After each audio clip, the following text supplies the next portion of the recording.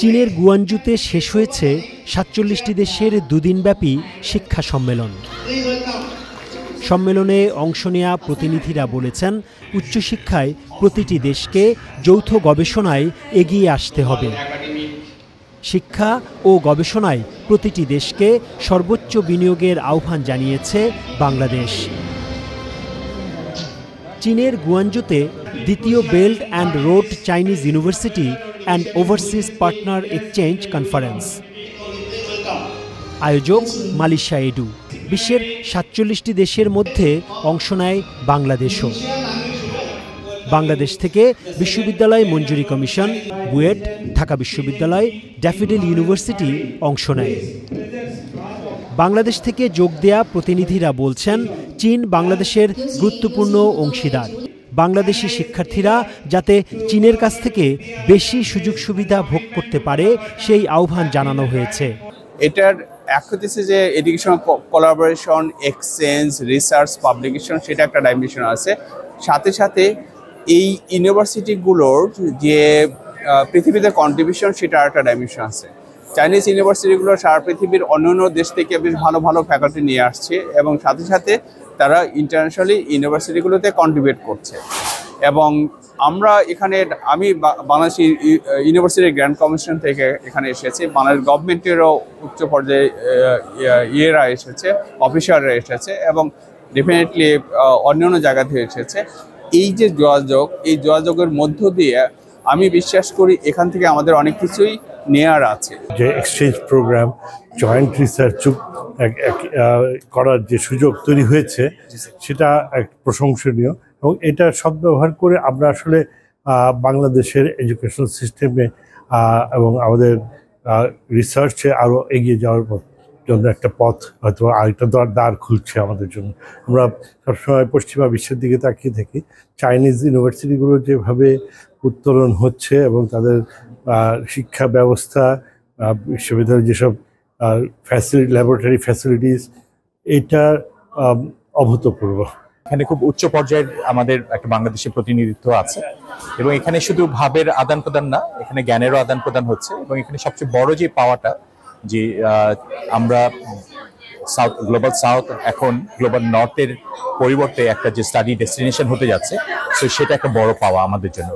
আয়োজকরা বলেছেন, বিশ্বের বিভিন্ন বিশ্ববিদ্যালয়ের সঙ্গে যোগাযোগ স্থাপনই সম্মেলনের উদ্দেশ্য।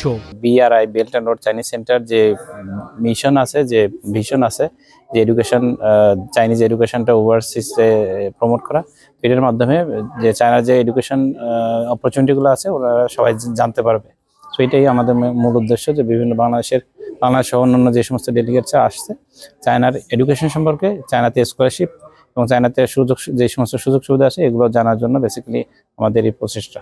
এখানে আসলে আমাদের একটা প্ল্যাটফর্ম, যে প্ল্যাটফর্মে নাকি সারা বিশ্বের বিভিন্ন কান্ট্রি থেকে স্বনামধন্য ইউনিভার্সিটিগুলো এখানে এসে তাদের ভিতরে কথাবার্তা বলে আলোচনা করেছে এবং চায়নায় প্রায় 70টার কাছাকাছি ইউনিভার্সিটি এখানে এসেছে এবং চায়না বলেছে যে বেল্ট অ্যান্ড রোড ইনিশিয়েটিভের মাধ্যমে ওরা শিক্ষার ক্ষেত্রে, গবেষণার ক্ষেত্রে আরও অনেক সুযোগ সুবিধা দিচ্ছে, ইনক্লুডিং আপনার কিছু স্কলারশিপের ব্যবস্থা করবে। এর মাধ্যমে ডেভেলপিং কান্ট্রিজ, যে যারা অনেক ব্রিলিয়ান্ট মেধাবী স্টুডেন্ট, তারা যেন চায়নাতে পড়তে আসতে পারে, সেই ব্যবস্থা কিন্তু আলোচনা হয়েছে। সেই ব্যবস্থা সম্মেলনে বিশ্বের শীর্ষস্থানীয় 61টি বিশ্ববিদ্যালয় অংশ নেয়। বেল্ট অ্যান্ড রোড চাইনিজ ইউনিভার্সিটির এই দ্বিতীয় সম্মেলনে বিশ্বের ৪৭টি দেশের যারা শিক্ষা সংশ্লিষ্টরা আছেন তারা বলছেন, সারা বিশ্বেই বিশ্ববিদ্যালয়গুলোর যৌথ গবেষণা বাড়ানো প্রয়োজন। একই সঙ্গে তারা আরেকটি জিনিস বলেছেন, সেটি হচ্ছে যে পিছিয়ে থাকা দেশগুলোর শিক্ষা খাতকে উন্নয়নের জন্য এগিয়ে থাকা দেশগুলোর সহযোগিতা খুব বেশি প্রয়োজন। ৪৭টি দেশের শীর্ষস্থানীয় 61টি বিশ্ববিদ্যালয়ের মেলা বসেছিল চীনের গুয়ানজুতে। এই সম্মেলনে শিক্ষার্থী, গবেষক এবং শিক্ষা সংশ্লিষ্টরা নিজেদের তথ্য আদান প্রদান করেছেন একে অন্যের সঙ্গে। বিশ্ববিদ্যালয়গুলো যোগ দেয় একে অন্যের কাজ সম্পর্কে সরাসরি জানতে। কোন বিশ্ববিদ্যালয়ে পড়তে কত খরচ, স্কলারশিপ আছে কিনা, কাদের ভর্তি নেওয়া হবে, ভর্তির যোগ্যতাই বা কী, সবকিছুই জানানো হয় সরাসরি। Production technology and big data technology intelligence, construction technology, and for the modern communication technology. And you can see our esports and management is our most popular majors. Bangladesh থেকে মেলায় অংশ নেয় ঢাকা বিশ্ববিদ্যালয় ও ড্যাফোডিল বিশ্ববিদ্যালয়। ড্যাফোডিল বিশ্ববিদ্যালয় সম্পর্কে জানতে শিক্ষা সংশ্লিষ্টদের আগ্রহ ছিল বেশি।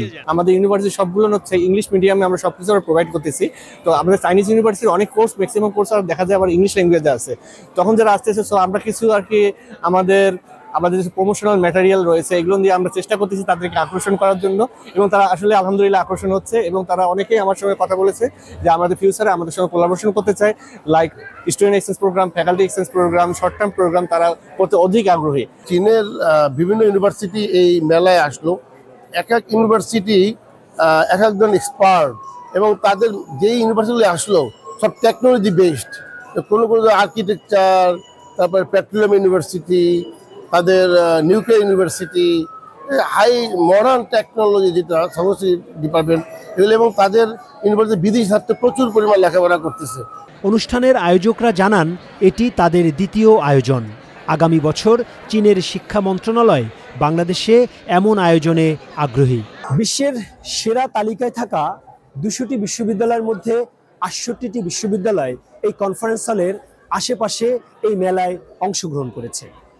এই সেরা বিশ্ববিদ্যালয়গুলোর শিক্ষক এবং যারা ভর্তি কার্যক্রমের সঙ্গে আছেন তারা বলছেন স্থানীয় শিক্ষার্থীদের সঙ্গে সঙ্গে আন্তর্জাতিক শিক্ষার্থীদেরকেও তারা সবচেয়ে গুরুত্বের সঙ্গে বিবেচনা করছেন, এবং আন্তর্জাতিক শিক্ষার্থীদেরকে কি করে ভর্তি করা যায়, তাদের জন্য কতটুকু সুযোগ সুবিধা বৃদ্ধি করা যায়, এটা তাদের অন্যতম প্রধান লক্ষ্য।